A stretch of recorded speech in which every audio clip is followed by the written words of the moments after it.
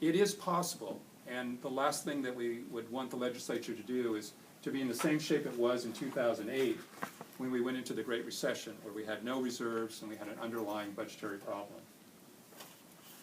So as a result, we've taken a sort of an approach of how could the legislature strategically think about how they should approach those operating surpluses that we showed on Figure 2.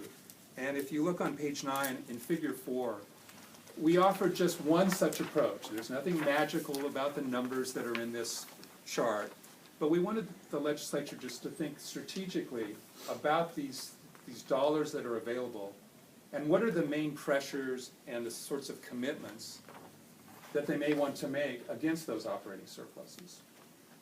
We start with a category we call preparing for the next downturn. And that's number one, building up a reserve relatively quickly. We've selected $8 billion just because that's an amount that's mentioned in Proposition 58 as one of the targets for building your reserve up to. There's nothing magical about it. You could pick a higher number, slightly lower number. We try to have the reserve up to that amount by the end of 16-17. You could pick another year to get that reserve up to it, either sooner or later.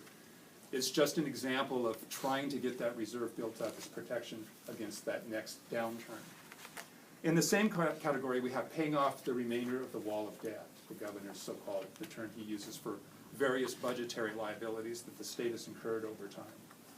I just want to note that these are the residual of payments for the wall of debt. If you think about it, some of the biggest payments in that category are for school deferrals, which we don't show here because they can be paid off within Proposition 98, the amounts that are sort of implicit in our operating surpluses. So we would propose that they pay off huge amounts of deferrals with those one-time monies that are going to be available from 12-13 and 13-14, and even in amounts in 14-15. So those aren't reflected in the chart, but we would propose that they pay off huge amounts of those school deferrals.